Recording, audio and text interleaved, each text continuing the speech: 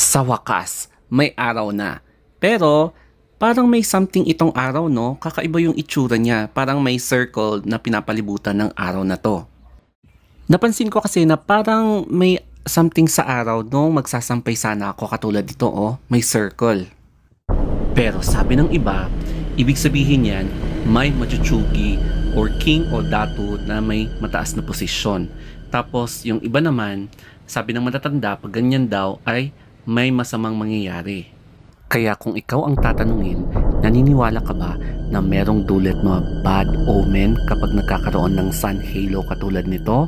O baka naman kwento-kwento lang yon?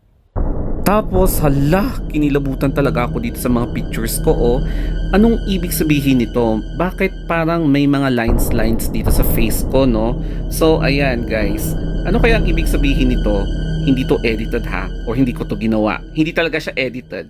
Since medyo nag-red ang face ko, gagamit muna tayo ng Garnier na sunblock with 50 SPF. So, ang gagawin natin is, ilagay natin dito sa may index finger and middle finger, tapos ikalat natin dito sa buong face. So, kung makikita nyo, nag-red yung face ko, matatanggal din yan after 2 days. So, ayan, bubuhos ko sa mukha ko, and then after which, dito naman sa leeg, tsaka sa nape, and then sa ears ko, kasi mukhang lalabas ako mamaya. Sinubukan ko siyang i-drone shot para makita natin yung halo, pero hindi ata nakuha yung sun. Pero anyway, papakita ko sa inyo yung glimpse ng La Trinidad Valley. So habang umaakyat yung drone, unti-unti yung nakikita yung valley. So napapalibutan kasi ng bundok ang La Trinidad. So ganyan yung itsura niya. Kaya ngayon naman, iikot natin yung drone. So ganyan yung itsura niya dito sa amin. So hindi ko siya masyadong tinaas kasi medyo malakas yung hangin. And ito naman yung Benguet Sports Complex. Tapos balik ulit tayo sa La Trinidad Valley. So katulad niyan. So nakakahilo, no? So since malakas na talaga yung hangin, I decided na i-stop ko muna yung drone. Tapos ibalik na lang sa aking pagmumuka. So ayan na, guys. hindi malakas yung loob ko ngayon na mag-drone. So for safety purposes, ititigil ko muna yung mag-drone. Basing sa meteorological explanation, nagkakaroon daw ng sun halo kapag nagkaroon ng refraction of light doon sa cirrus cloud o kaya sa mga matataas na cloud doon sa light ng sun. Kaya nagkakaganito. Parang rainbow yung effect niya, kaya nagiging sun halo. So hindi daw masyadong na-appreciate yung colors, pero nagkakaroon ng refraction katulad nito. I-take advantage na natin ang sunny day ngayon kasi hindi natin alam yung predictability or unpredictability ng weather.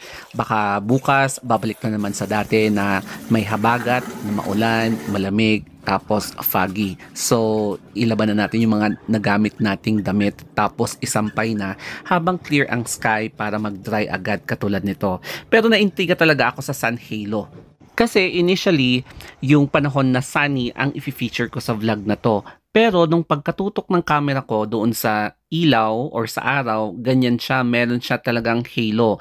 Tapos yung isang angle is may ring talaga siya. So naintriga ako at ayan, dahan-dahan ko talagang finocus yung camera sa araw at meron nga siyang halo. Tapos umakyat ako, no, and medyo mas mataas na dito sa bandang to at finocus ko talaga yung ilaw, and yes, may halo nga talaga siya.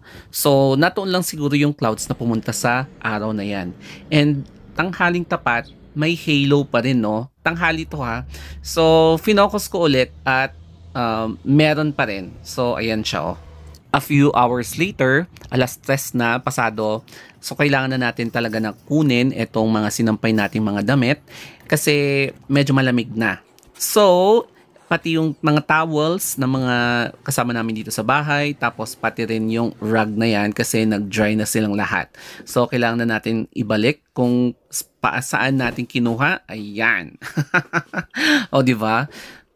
Another few moments later, 4 o'clock PM na at medyo dumidilim na siya kasi hapon. And dito sa likod namin ay ang Benguet Sports Complex. So nakita nyo naman siguro itong oval.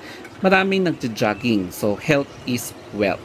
And syempre, nagpapasalamat ako kasi natuyo ang ating sinampay kahit na nagre-red ang ating face.